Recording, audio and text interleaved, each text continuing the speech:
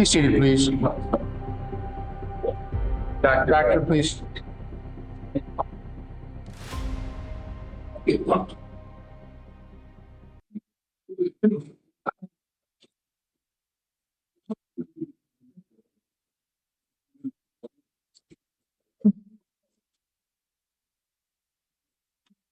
Dr. Wahlstrom,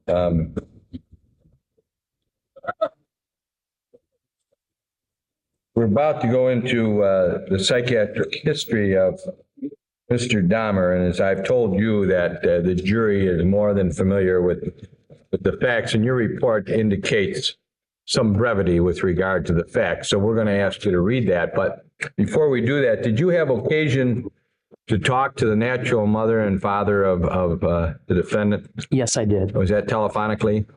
Yes, it was. Okay. And you asked some questions that you thought were pertinent? Yes, I did. Could you tell us the psychiatric history you took from Mr. Dahmer? Yes, I will.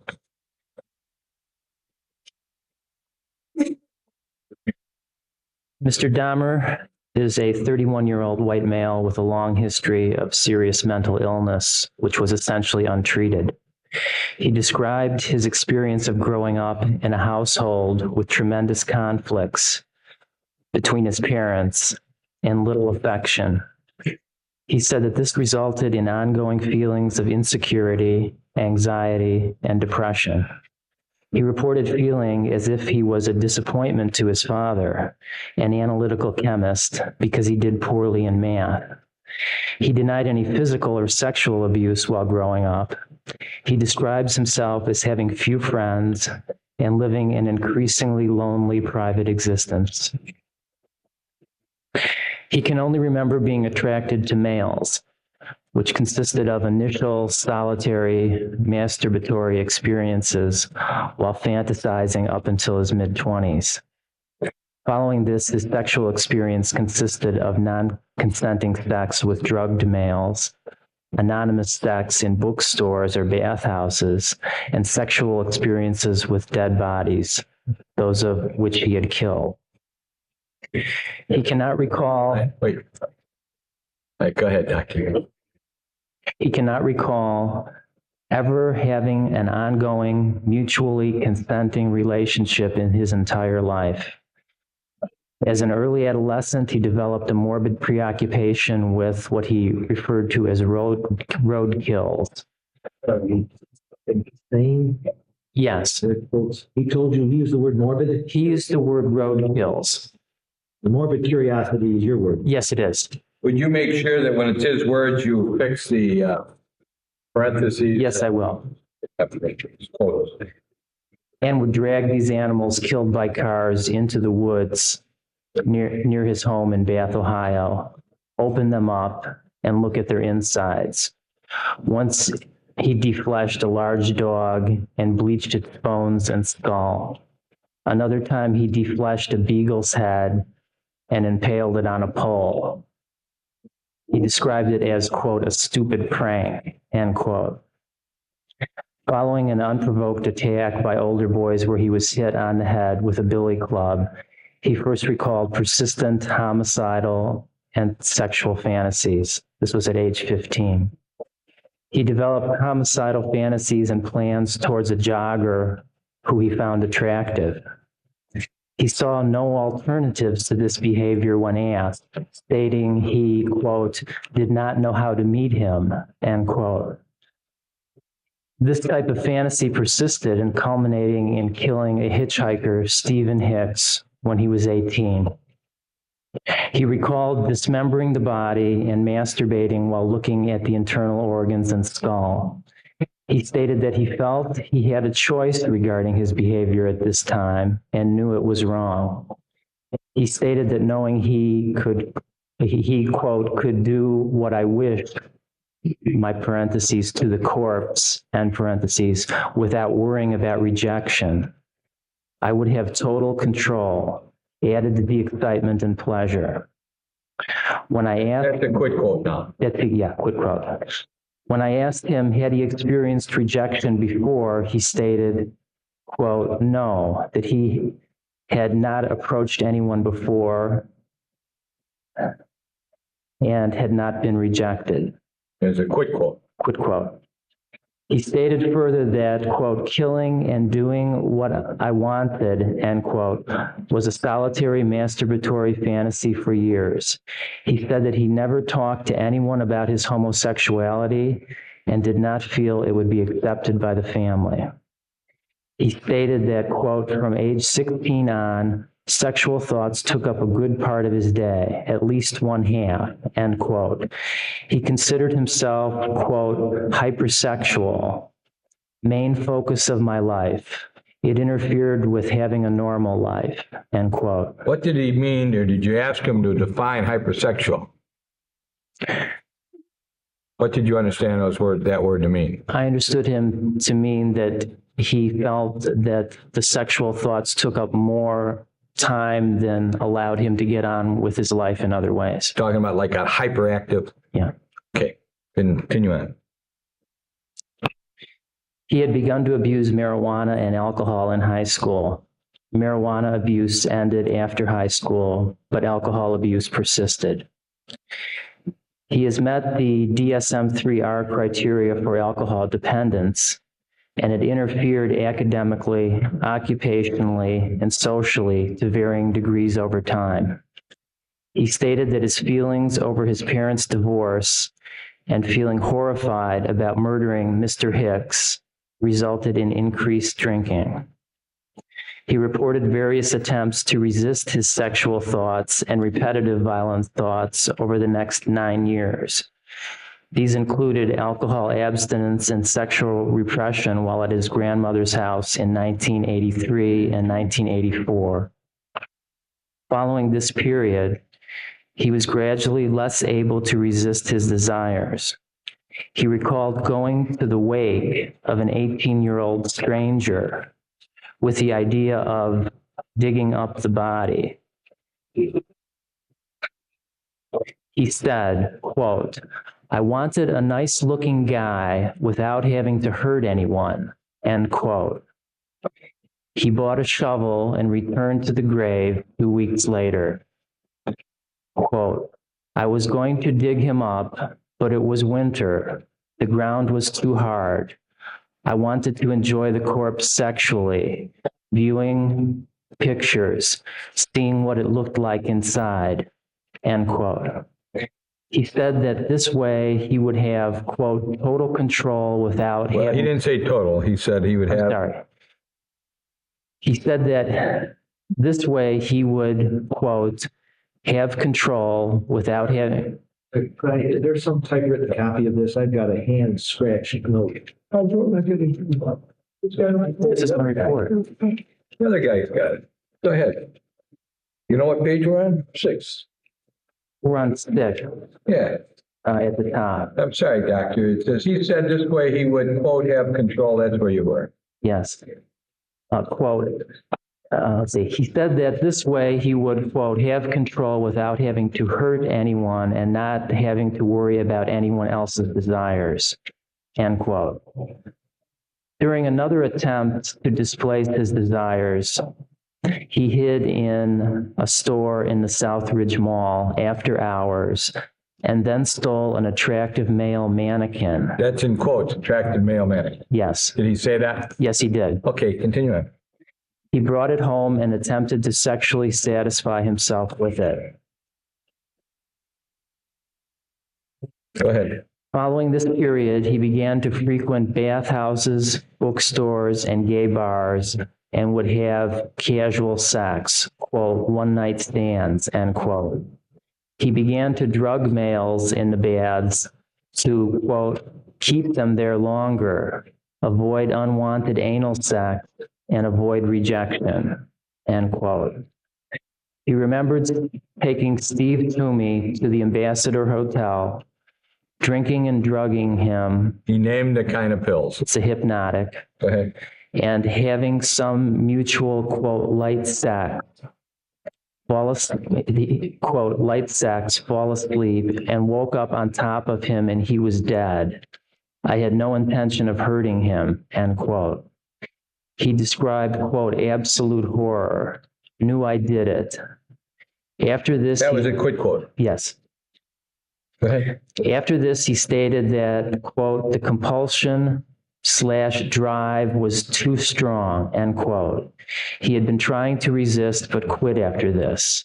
He stated that he, quote, did not get a thrill out of killing. I wanted it to be painless, not a hate crime, not a racial crime, not a sexual orientation hatred. 5 were straight male hustlers. Physique was the main thrust. No malice towards any of them, end quote. He described the planning of the killings, which he knew were wrong. He attempted to conceal the crimes by either disposing of or concealing the bodies, although this clearly became more disorganized over time. Now, when you talk about, you use the word disorganized over time. What do you mean by that word disorganized? The frequency increased and the bodies were piling up. He was turning his apartment into a morgue. Continue. After the 5th killing, he began to experience various bizarre beliefs which influenced his behavior.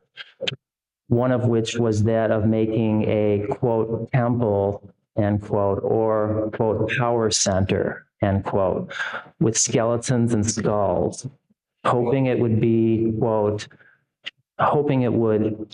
quote, be a means to get in contact with spirits that would aid me in getting power, to magically give me abilities and talents that I did not have, end quote.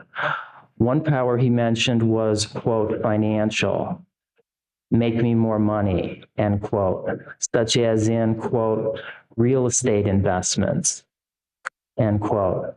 I asked him if he ever thought of conventional ways of studying real estate, like taking a course, and he stated that he, quote, never did, end quote. He thought money made in this way would allow him to, quote, move to a warmer climate like Florida, end quote. He also stated that the power center would give him, quote, social abilities to control others without having to go to extremes, end quote. He denied being involved in any cult groups. He had in the past bought the Satanic Bible and, quote, read it and threw it out. He stated that... Hold on a second.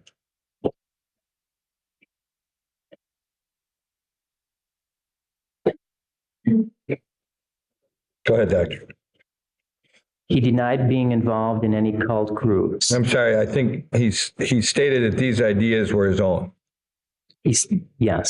He That wasn't- stated that these ideas were his own. He also stated that he tried to create zombies. Go ahead.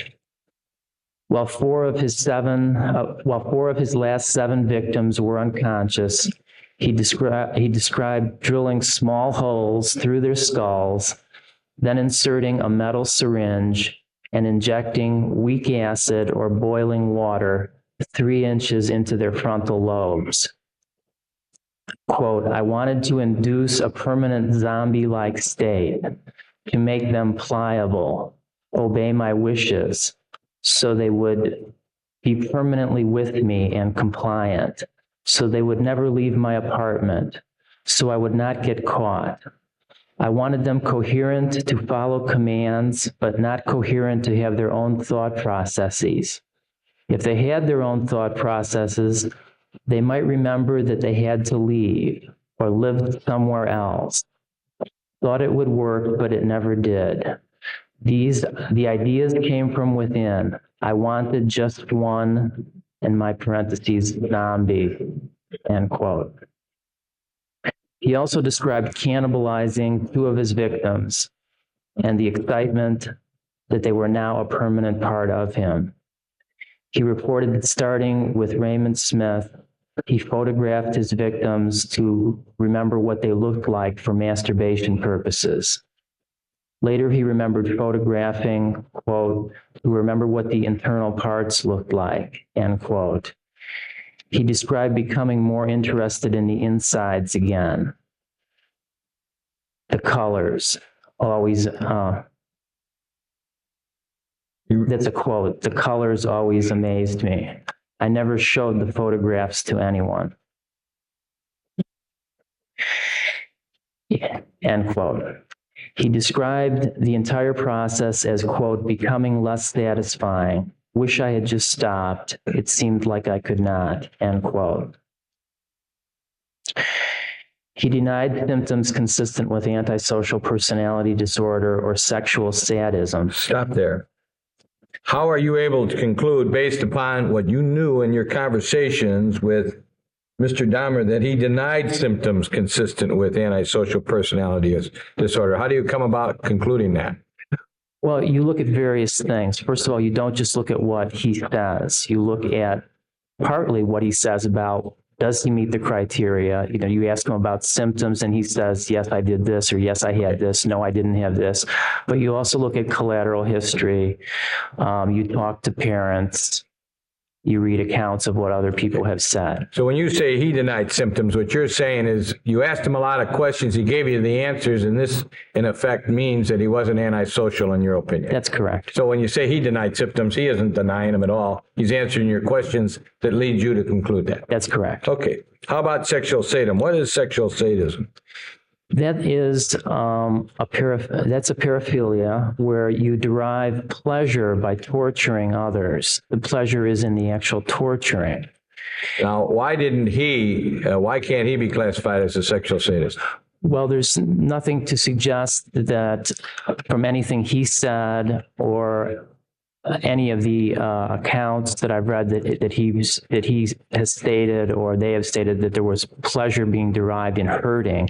He in fact stated that that was the least pleasant part, that he often had to have a drink to overcome that part of the inhibition. Does a sexual sadist want a conscious or an unconscious person? That would be generally conscious. Okay, so the sexual sadist wants to see how it's affecting the Yes.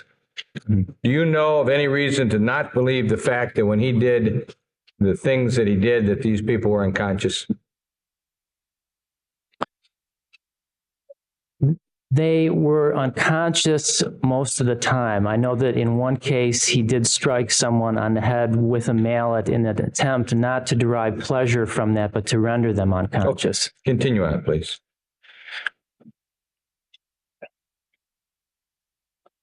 He denied auditory or other hallucinations. He denied symptoms consistent with major depression or manic depression. All right, now when you say that, what you're doing, once again, is saying, I'm trying to put this fella in a category. I'm asking him a lot of questions, and Yes. he's not responding to me that would lead me to believe he could be put into that category. That's correct. Okay. Prodromal or residual symptoms of schizophrenia are present, and this disorder could not be ruled out. Okay, now translate that for us. What does that mean?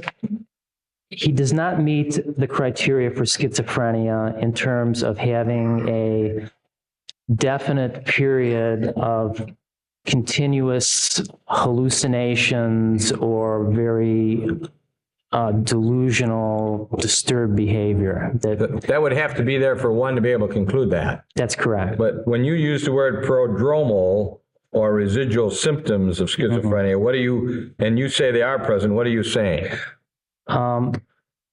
That there were 6 symptoms that I focused on. One was there was marked social isolation or withdrawal. That is from what he says in almost every account that I've read. Impairment in role functioning as a wage earner or a student.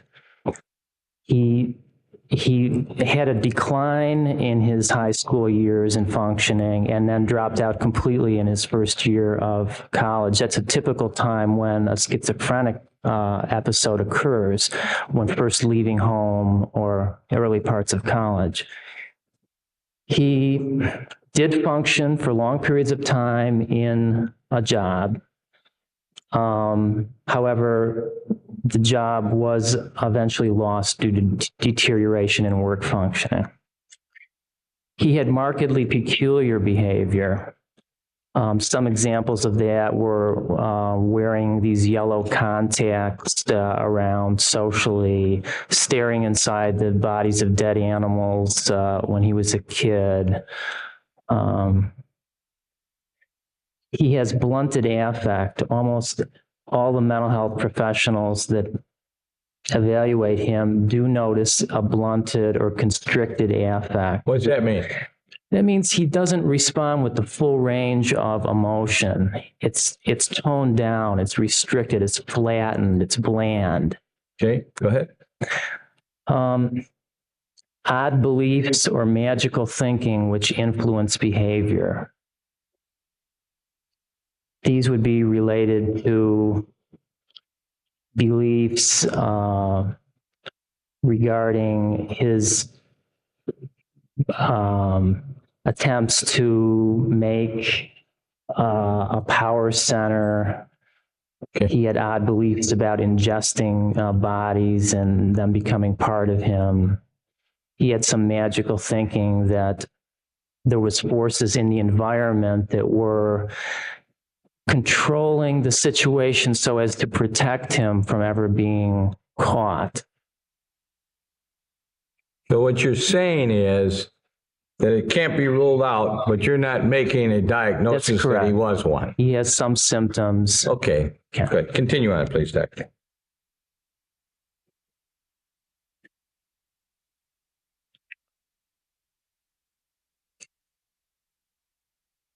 He reported several exhibitionist acts. On He page- reported several exhibitionist acts and one episode of taking pictures of a minor with alleged fondling of his penis. He had 2 arrests for drunken disorderly conduct in 1981 and 1982, 1 arrest for disorderly conduct in 1983, and 1 shoplifting arrest in 1983. He denied robbery as a motive in any of the crimes with which he is charged. He denied symptoms consistent with any sexual disorder except necrophilia. He reported symptoms consistent with schizotypal and borderline personality disorders and psychotic disorder not otherwise specified. He received court-ordered counseling after being charged with exposing himself by Evelyn A. Rosen, Ph.D., from February 23, 1987 to March 7, 1988.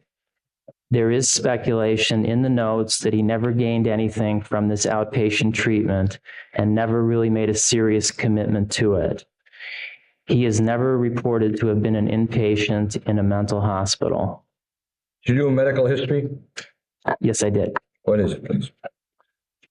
He had no apparent acute or chronic illnesses. He was receiving a medication, which is basically an antihistamine for a skin reaction from bug bites. He has Go ahead.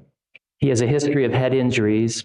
While walking on the street at age 14, he reports being hit with a billy club in the neck by an older group of boys, from which he recovered with no loss of consciousness. Second episode, he was hit in the head at age 26 with approximately a 1-hour loss of consciousness, kicked in the ribs. He required sutures to close the head wound. This followed his being robbed. And a history of seizures was denied. What would that indicate to you? The history of seizures might cause you to figure out that there was something organically wrong? Yes, So you have none of that here. we don't have any evidence. All right. The next section of your report is family social history, and I had indicated to you that the jury really has had that expressed to them, and that yours is so consistent with what the other doctors said about where he was born and what age he moved and where he went to high school, when he went in the Army of Ohio State. So I'm going to ask you to just skip that. Okay, I would like you to go to the mental status examination, please. all right. Mr. Dahmer presents to the examination room on each occasion accompanied by correctional personnel. He is dressed in jail clothing and appears neatly groomed with a several-day growth of beard. He is oriented to person, place, time, and situation. His mood is depressed. His affect is generally bland and appropriate to his mood. His thought content is positive for suicidal thoughts without an active plan. He states, quote, "If I had my way, I would prefer to OD, overdose, with an anesthetic like animals at a shelter, end quote. He denies homicidal ideas or plans. He reported some intrusive images of the victims, which he described as unpleasant. He reports occasional sexual thoughts, which he, quote, tries to block out, end quote. He is not unrealistically anxious and expresses no current delusions, paranoid, or bizarre ideas. His thought process is generally logical and understandable at the time of the interview. He denies hallucinations in any of the 5 sensory spheres. There is no evidence of any problems with his speech, and there are no psychomotor deficits in terms of abnormal movements, agitation, or retardation. His intellect appears grossly intact in all spheres. His short-term memory is good. His long-term memory appears intact, although he describes past periods of blackouts when drinking. He is able to describe expected socially appropriate behavior in hypothetical situations. His concentration and attention are good. His insight into his illness is poor. He denied taking any medication which might affect the mental status examination or the interviews in general. His mental state appeared generally stable throughout the interviews. On 12/26/91, I observed a scratch across his left wrist, which he stated he did with a plastic spoon, which eased his frustration. On 1/1/92, he was more agitated after being told he could no longer have pens. He reported that he made a suicidal threat after being upset over a cell search.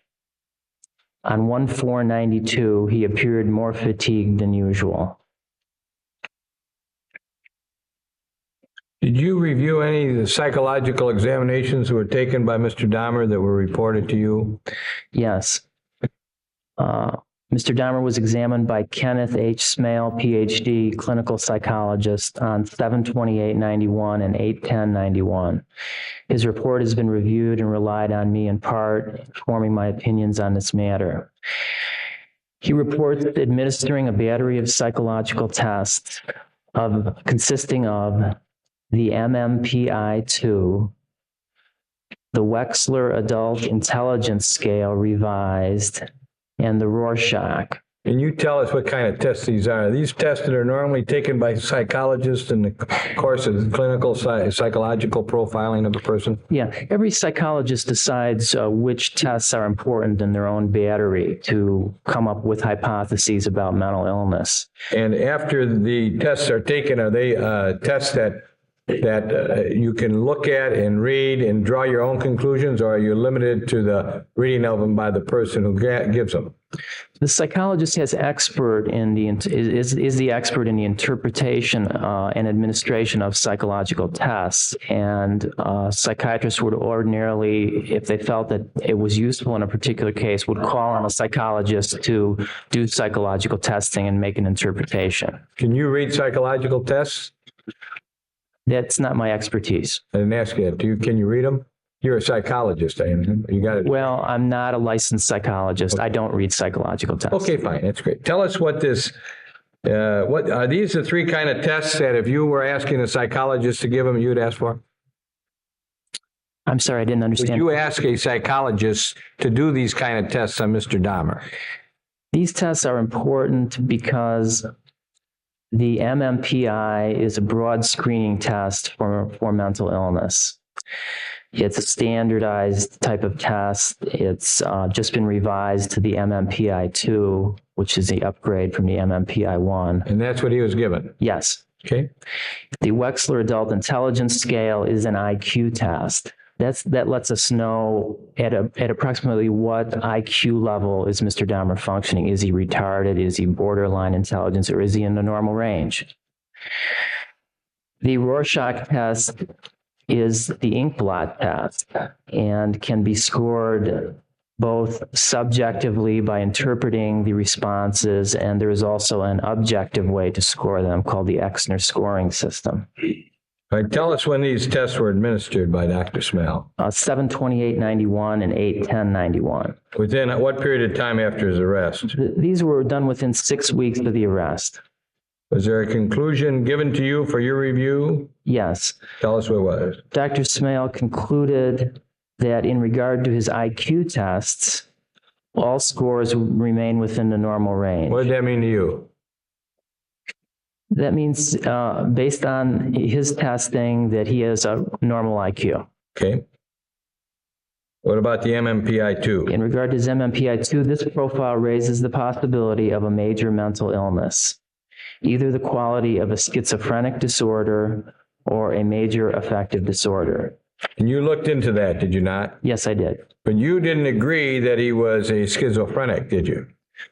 No, although the schizotypal personality disorder is a schizophrenic spectrum disorder. Sure. Okay. But he has not been diagnosed by me as schizophrenic. That's correct.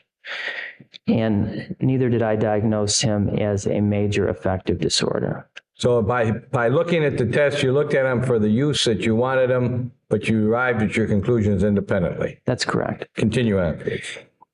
The possibility of substance abuse would need clinical exploration. The computerized test interpretation indicated that the respondent was either, quote, likely to be either blatantly psychotic at this time, end quote, or to be subject to, quote, severe breakdown under stress, end quote. Mr. Dahmer's responses to the Rorschach, which is this projective test, the inkblot test, were too few and yielded, quote, limited clinical information, end quote. Based upon your knowledge and experience in the field of psychiatry, and based upon your knowledge and experience in the field of psychology, for which you said you're not an expert, but you have some training in it, are you satisfied that Mr. Dahmer, as he was presented to you, and prior to the time that you formalized your opinion of January 9th, 1992, were you satisfied that you had all the kind of tests necessary for you to do your job relative to this case? Yes, I did. What's your summary, please? My summary. Page 10. Right. Jeffrey Dahmer is a 31-year-old white male charged with a series of 15 murders. He was examined on 4 occasions while incarcerated in Wisconsin, and extensive records were reviewed along with psychological testing. These examinations were performed for the purpose of determining the defendant's mental state at the time of the crimes with which he is charged and to develop treatment recommendations. The extensive record review, psychiatric and psychological examinations reveal a long history of serious ongoing progressive mental illness. Mr. Dahmer draw for you his crime? Yes, he did. I'm going to show you Defense Exhibit 31, which has been received in the evidence. That is a crime that was drawn for Dr. Becker that was received yesterday. And I'd like you to ask you if you can look at that, the one he drew for you, and tell us whether or not it's substantially the same.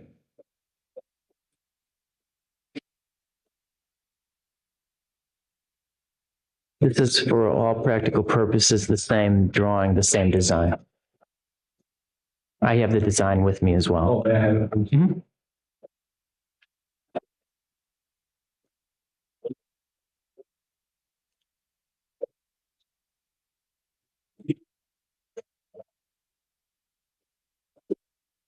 You know that. Yes, it is.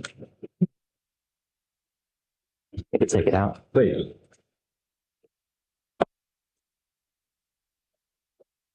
Let the record reflect the doctor separating it from his yellow page notes. Doctor, did you have him date this?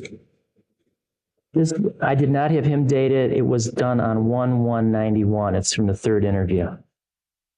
I didn't.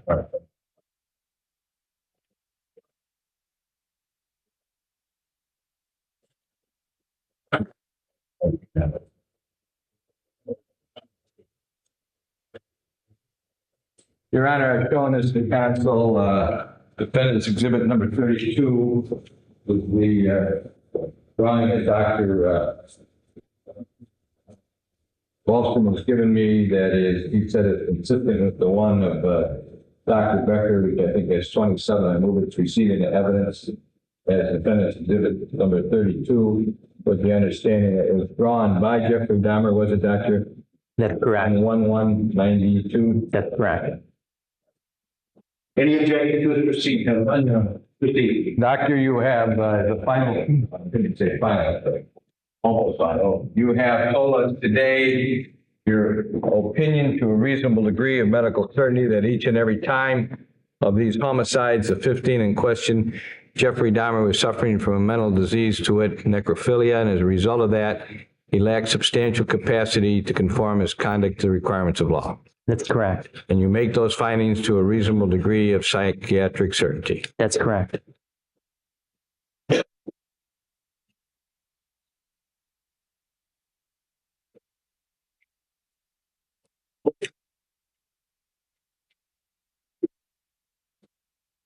That's all. Thank you.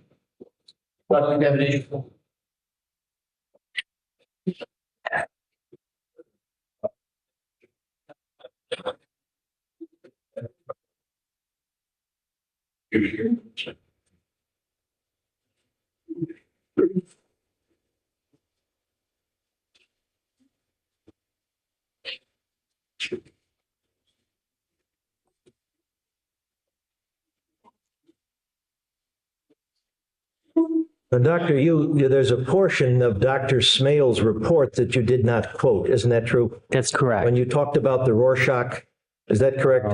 I would have to refer to Dr. Smale's report, may I do? Let me read the paragraph to you that you did not, you only quoted a portion of it. Okay. Mr. Dahmer's responses on the Rorschach were quite constricted and thus yielded limited clinical information. You did put that in, didn't you, in your report? Yes, I did. Dr. Smale went on to say the following, which you did not include in your report. I asked you, did you? The relatively few responses that he gave suggested a capacity to perceive conventional reality with no clear evidence of major mental illness. Again, the profile is most noteworthy for the limited clinical information available, yet what is evident is not pathognomic of major mental illness. That's what he said in the report, didn't he? I'm trusting that you're reading that correctly. Pardon? I'm trusting you're reading that correctly. They don't trust me, doctor. Take a look at it. Okay.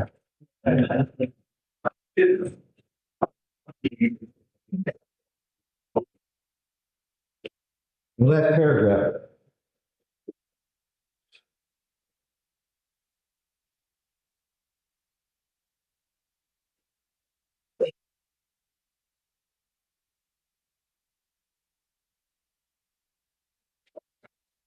Okay.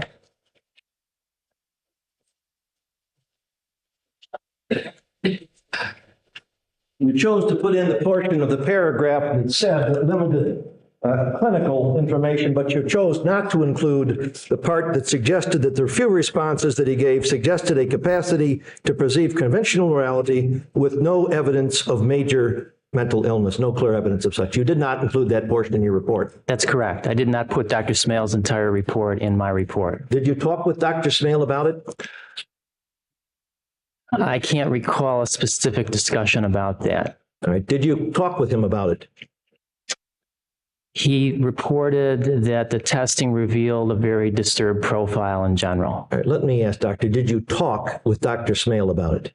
About what? Did you at any time call Dr. Smale to discuss this report?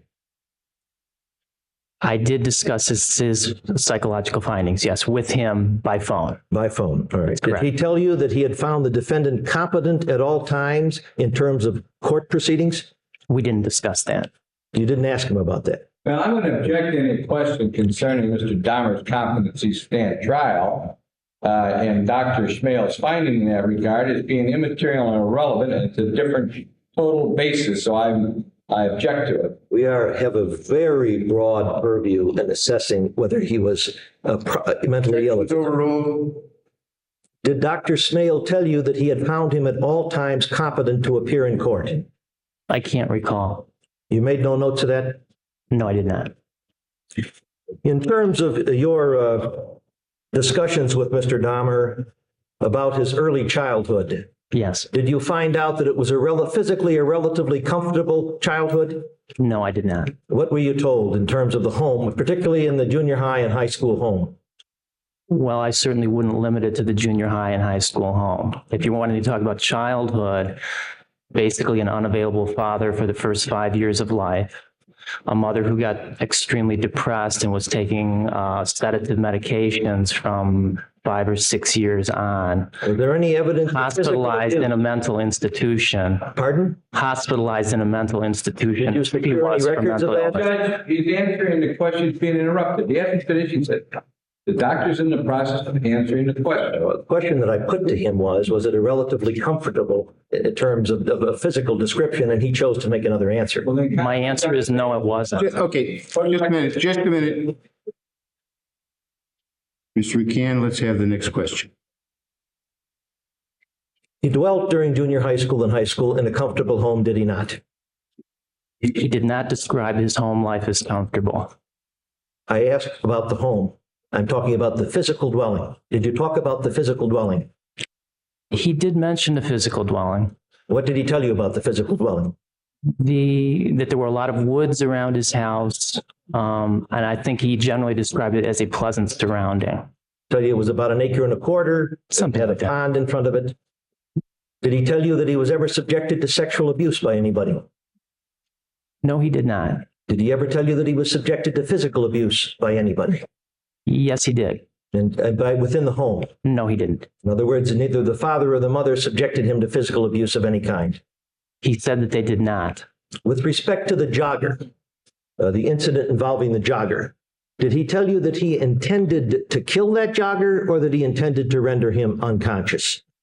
He told me that he intended to kill him. And did you make a note of that in your Yes. notes?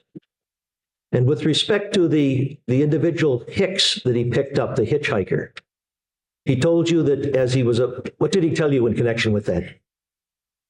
That this was a time when his mother had left the household and his father was no longer living there. It was a week interim period. He was all alone, and that he was out driving, not with the intention of picking anyone up, but he suddenly saw a hitchhiker who was not wearing a shirt, by my recollection, drove past him initially and then came back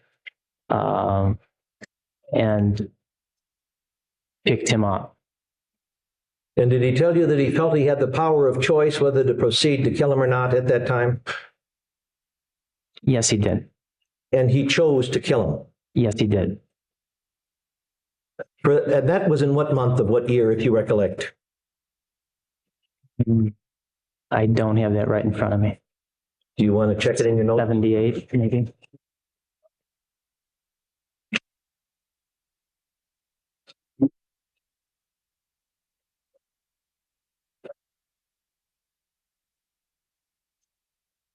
I have 678.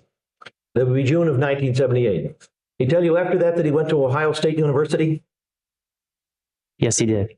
And certainly at Ohio State University, one would be exposed to many thousands of handsome young men of desirable physique, would they not?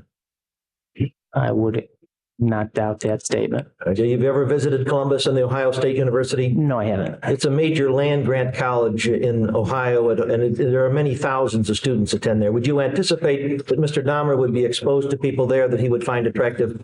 I would think so. And yet he chose not to slay any of them. Isn't that true? There's no report that he did slay anyone. Well, you believe he did slay somebody? I say that there is no report that he did, and he did not say that he did. My question to you, sir, is do you believe that he slayed someone while he was at Ohio State University? I have no opinion on that. You have no opinion? No. Did he tell you that he lived in a dormitory? I can't recall. Yeah, he did, sir. And the fact that would mean that relatively young men of the same age would be quite physically proximate. Wouldn't that be true? In a Yes. dormitory. After that, he went into the United States Army. Is that correct? Yes, he did. And do you recall when it was that he started in the Army? When exactly he started in the Yes. Army? No, I don't recall a month. Let us say December of 1978. And he was in the Army for several years, was he not? About 3.5 years. So 3.5 or 2.5? I think it's 3.5. And when did he get out? I don't have that in front of me. Pardon? I don't have that date in front of me. And during that period of time, he lived in a barracks, is that correct? Yes. And most of the persons that would be in the Army at that time, one can safely assume would be young men at above his age, somewhat below it, but there would be thousands of young men that he would come into contact with, some slightly, some more extensively, while in the Army. Is that correct? That would be true. And during that time, he killed no person, did he?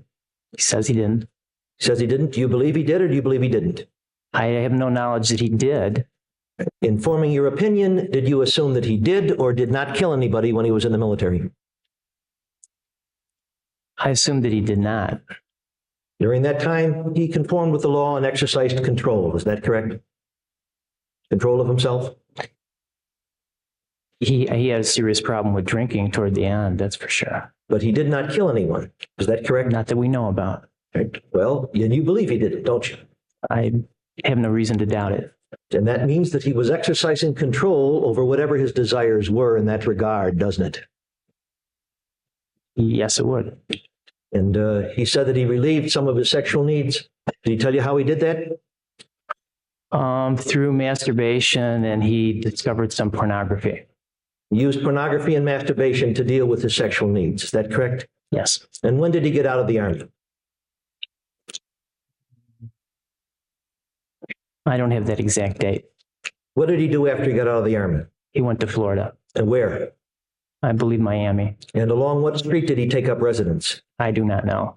Have you ever been on Collins Avenue in Miami Beach? Not that I'm aware of. He did talk about sleeping on the beach, did he not? I think he mentioned that. And one on the beach. You know how long he stayed in Florida? If I think I remember something like 6 months, but I don't know. Be from March of 81 to September of 81, approximately. Okay. And during that time, of course, that would include Easter time. If it was a late Easter, it would certainly include the summer of 1981. One would assume that on the beaches of Florida, particularly near a major city like Miami, one would see thousands of attractive young men with their shirts off on the beaches of that city. Would you not assume that, sir? Yes, I would assume that. And Mr. Dahmer would have been exposed to seeing those thousands of men. He states he never killed anyone during that time, didn't he? That's what he states, yes. Do you believe him or you disbelieve him? I believe that he also stated that he was struggling against urges during those times. But he controlled those urges, didn't he? Yes. He did not kill anyone. He conformed his conduct to the requirements of the law, didn't he? Yes. He then returned to Ohio in September of 1981. Is that correct? Check your notes if you wish. You go take your time and check your notes.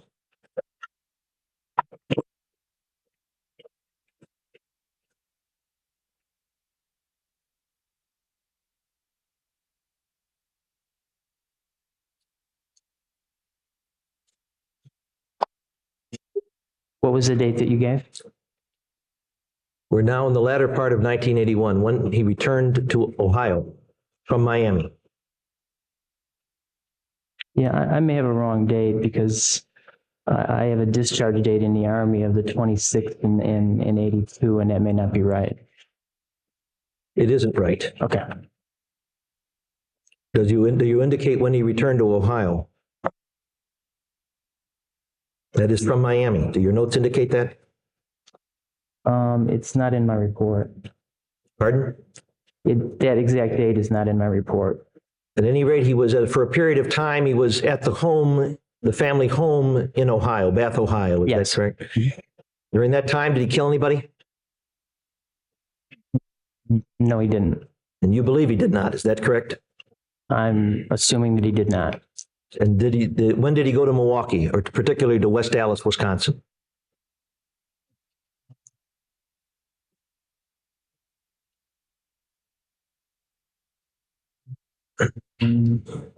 I don't have that exact date in front of me. When do you think it was approximately? 82. In late of 1981, early 1982, took up residence with his grandmother. Is that correct? In West Allis? Mhm. And then for a period from then until 1987, did not kill anybody, did he? For that period of time, from late December of 1981 to November of 1987. That's correct. That's almost a period of 6 solid years, is it not? That would be yes. And if one were to go back from the time he enlisted in the Army in December of 78 until November of 87, we're talking about almost 9 full years, aren't we? Yes. During that time, you say, did he have any fantasies about killing people? Yes. And during that time, he handled all those fantasies and controlled them, did he not? He struggled to resist and was successful. So just so you understand, we're talking about desire, aren't we? About desire to have sex, in first with an unconscious person. Is that correct? We're talking about thoughts about having necrophilic activity. Right. And tell us what his fantasy was. Would you tell us what he described? Did it change from the time of Hicks until the time of 1987? Did he tell you whether it changed or not? No. I mean, it did not change. What was it? What was the fantasy? Would you tell the jury what this fantasy was? The fantasy was an attractive male of a certain physique that would not leave him. He wished to control that individual. He wished to have sex with that individual. That was it? He wished to keep that individual with him. He did not believe that that individual could ever stay, so he felt that killing was the only way to keep that individual. Did he talk about having that individual unconscious? He talked about deriving pleasure at times from having an unconscious victim. Did he talk about how we would kill that person? Are you talking now about how he actually did or how he No, fantasized? what the fantasy said. No. Didn't you ask him what the fantasy says about killing? No, I didn't. That would seem to me to be a very profoundly important question. You knew that he had killed 17 men when you met him, and he was talking about a fantasy. Didn't you ask him, what does your fantasy say about the killing?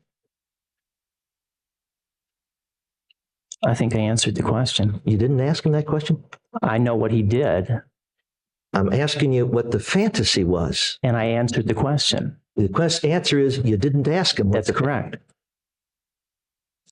Did he tell you how he was going to kill them in any way? What the fantasy was, how he would kill them?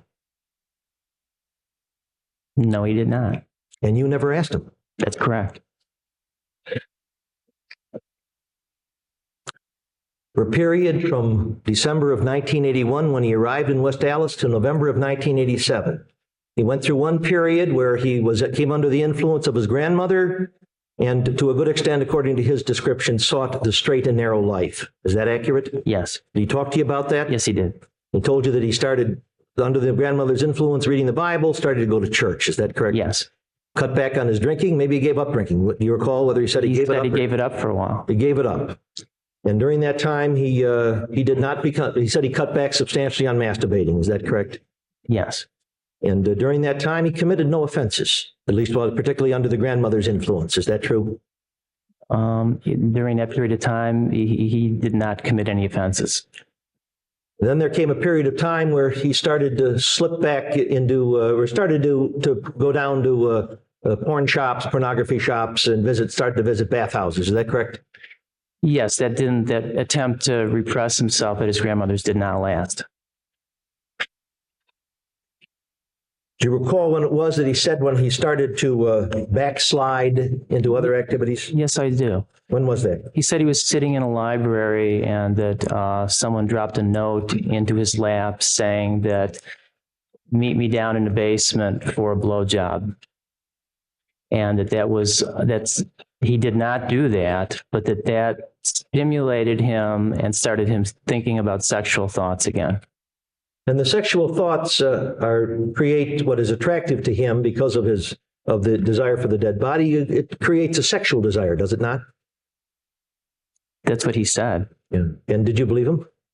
Yes. And the sexual desire is sexual desire different from one person to another? The object of it certainly is, but if a person feels a sexual interest, to see a person there that you're attracted to, get sexually excited about it, and may experience some tumescence in your portions of your body, that's how a normal person is sexually excited. Is that true?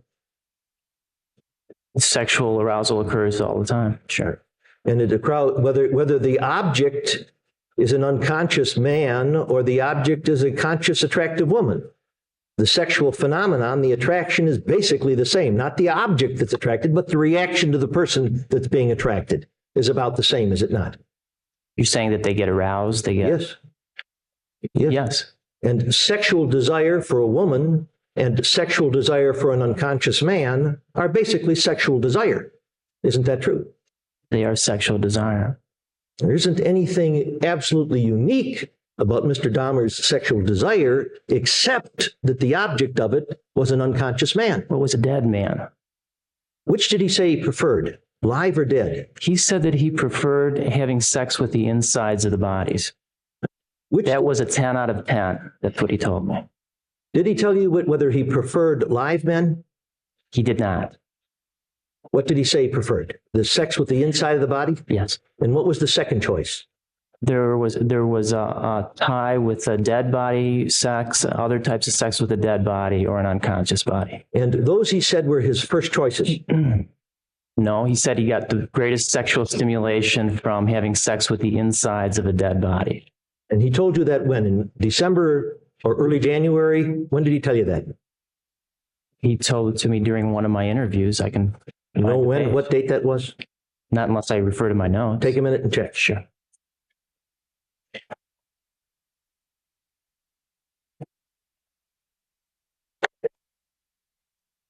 That was on January 4th, 1992. And he told you that was his first choice. Yes. What did he tell you was his second choice?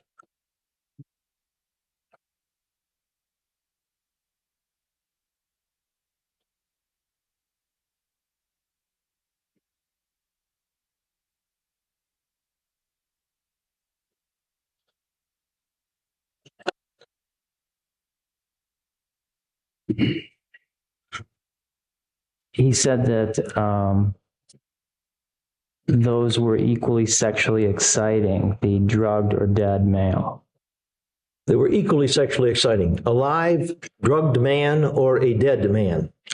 But not an opened up man. That would be first. Yes. So his second and third choices would be equal. An unconscious live man or a dead man. Is that correct? That's what he said. So whether you call it a tie or what is second choice, there were two for the second choice. Is that correct? That would be two, yeah. Now, in terms of at least it appears in 85 and 86, he started to go to bathhouses. Is that correct? That's right. And some men wanted to have anal sex with him, and he didn't want that. Is that correct? Is that what his complaint was? That was one of his complaints.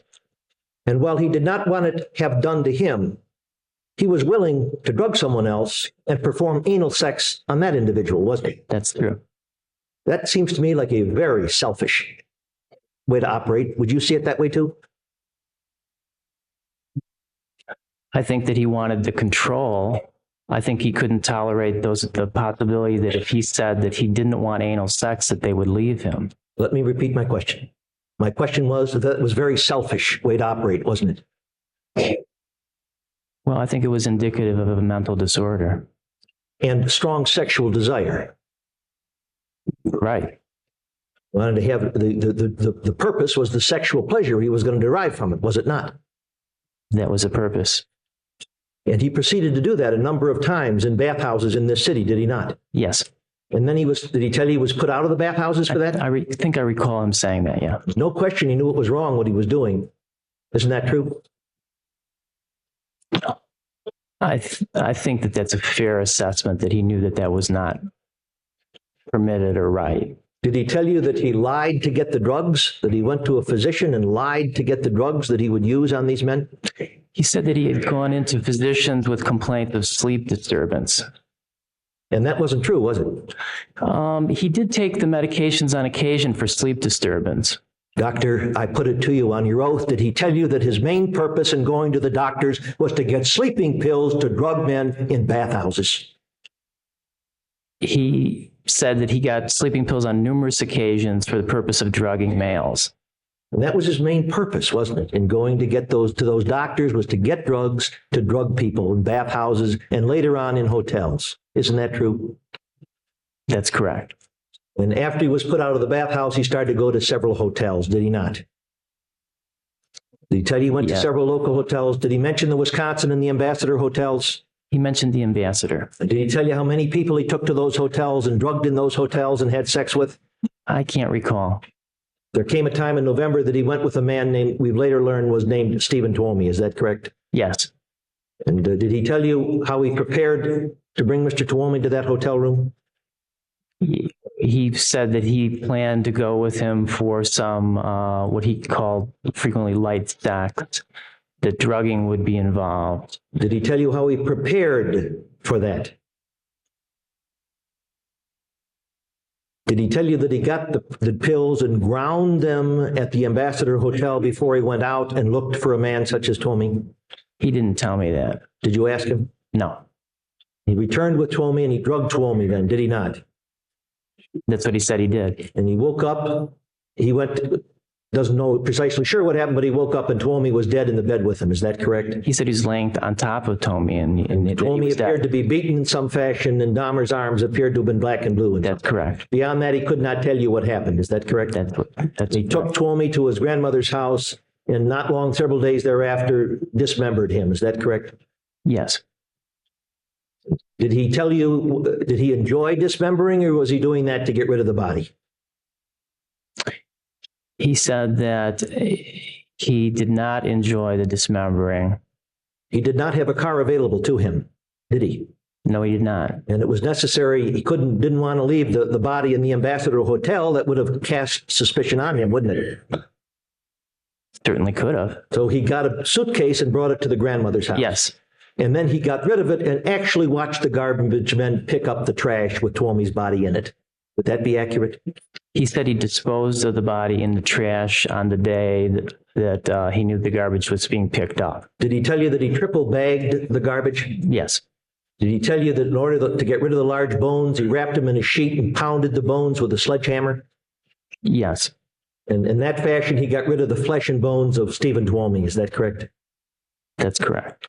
And he did not have a car, didn't want to leave the body in grandma's driveway, obviously. And the dismembering and getting rid of the body was a way to get rid of the evidence, was it not? Yes.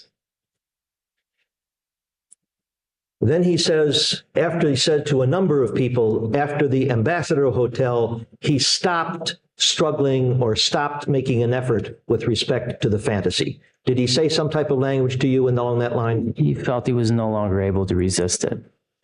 So he ceased resisting. Is that correct?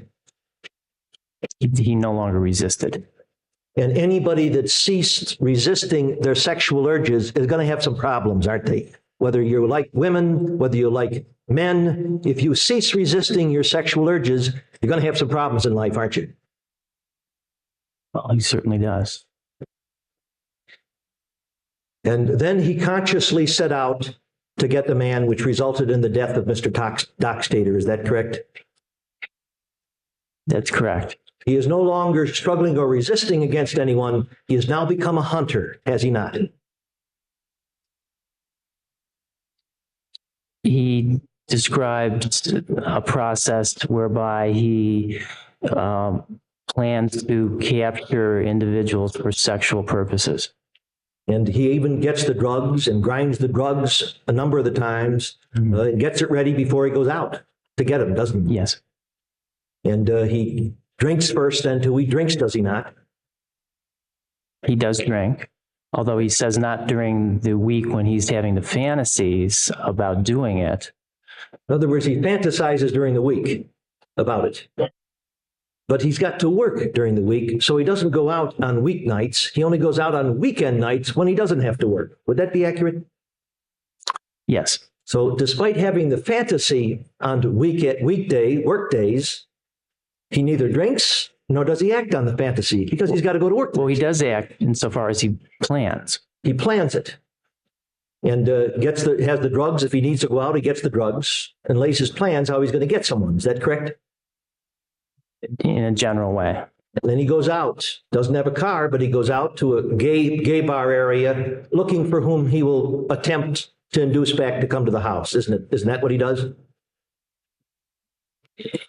Yes. And he waits till the time that the bar closing time. He identifies who he wants to select and waits till bar closing time to go up to that person. Wasn't that basically his procedure?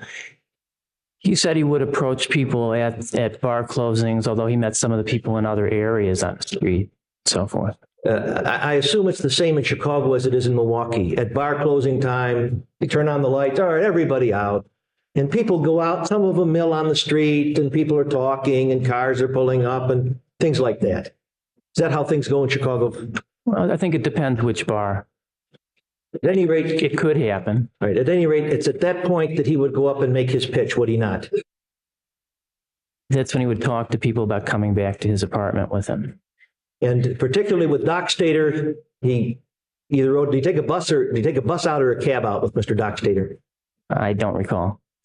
In any event, whenever he took a cab and the time, did you go through each of the slayings with him? Yes. Would you think it professional not to go through each of the slayings with him? Would you attempt to provide a formal analysis to this court of Mr. Dahmer without going through each slaying? I thought it was important to go through each slaying. And you would think less of a professional who didn't go through each slaying in a 15-count slaying. Would that be true? I think that if someone was describing a self-serving aberrant pattern that they said was unchanged on the next victim or the next few victims, that the degree of depth wouldn't be the same as if it was very different in every case, or if there was just one case or Well, two there were cases. differences in each of these cases, weren't there? In many of them. And Did he there was- strangle each man to death with his hands? No. Did he used a strap in some cases, did he not? Yes. About how many? Do you recollect? No. Did he use another weapon on at least one occasion? Yes. And what was that? A knife. And on whom did he do that? I don't recall. And he claimed several died afterwards that he didn't intend to kill, but by virtue of what he did to them. Do you recall that? I didn't hear the question. He's claimed that several other men died, not by his intentional act of killing, but by virtue of something he did to them. That's correct. So there wasn't, you can't say, look at these and say there's a static pattern of what he did in these incidences, is there? There are different patterns. And a person who is a careful professional would go through each slaying to see how close he adhered to a pattern or didn't he. Would that be accurate? Well, I can speak for what I did. Did you do that in each case? Yes. And that's what you've been trained to do, is it not true? Yes. With respect to Mr. Dockstader, if he took the bus out, they went to the home, he had some sex with them, got the drug involved either before or after the sex, and eventually strangled him to death. Is that correct? Yes. Was Mr. Dockstader a 15-year-old boy? I don't have his age right in front of me. Then he went out several months later and made contact with a man named Richard Guerrero, did he not? Yes, he did. And was that also at a downtown tavern or club, at least on the near south side? Check.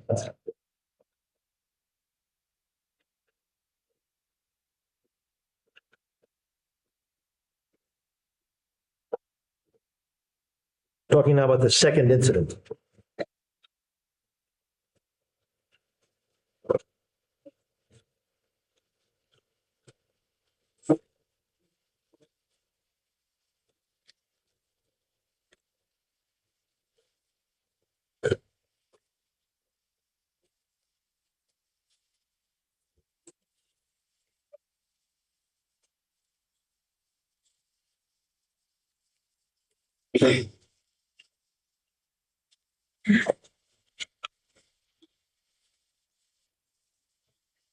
Met him at a place called the 219 Club.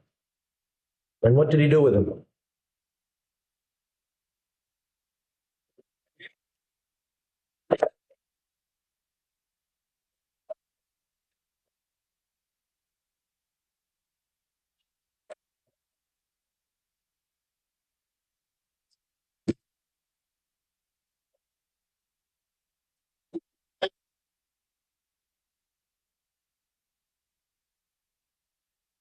Well, he killed him. And did he drug him? You indicate how he got home with him?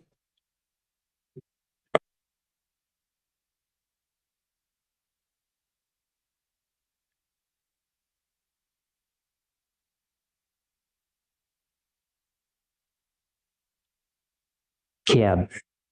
Got home by cab. Did he tell you why he didn't have a car? Did you ask him about a car? I think he said he had never had a car. Didn't have what?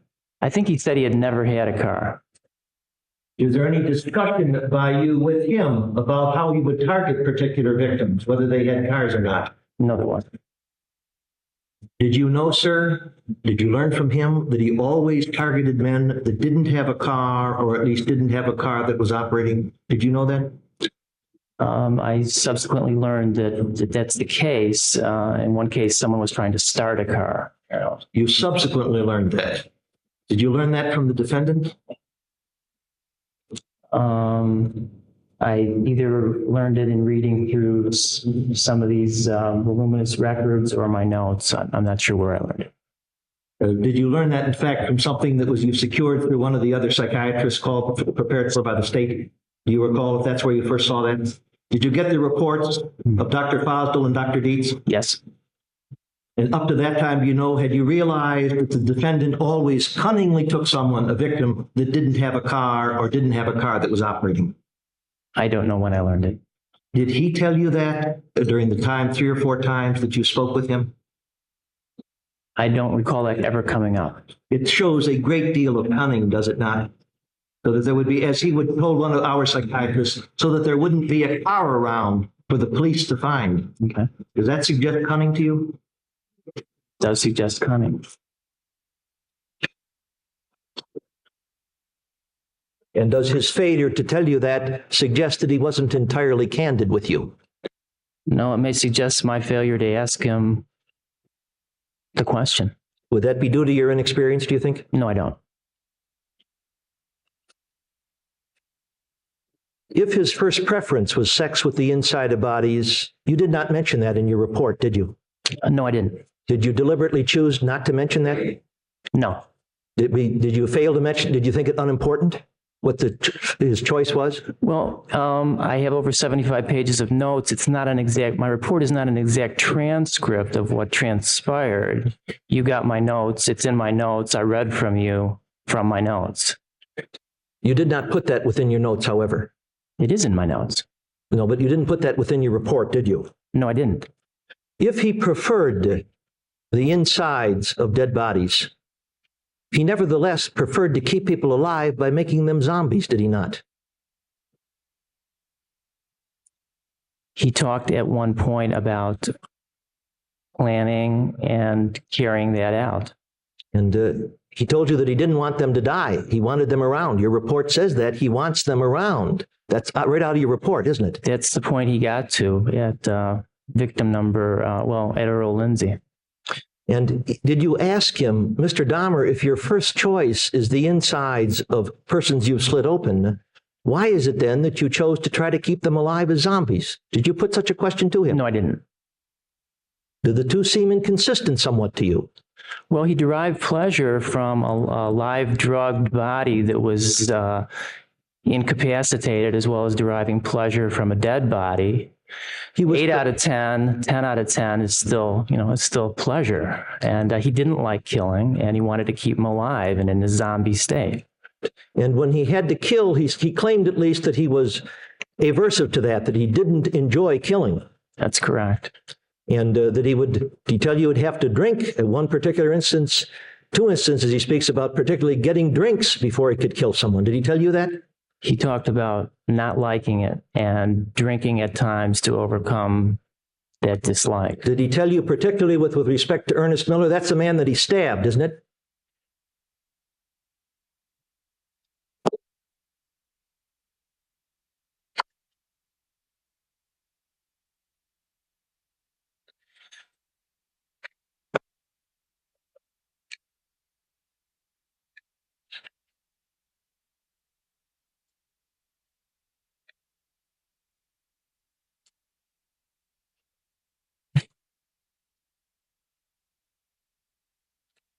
Would you look that up, Ernest Miller, because I'm going to ask you several questions about that. Okay, wait, it's about time we should take a break. Why don't we take a break and we can look that up during the recess then? Court's in recess.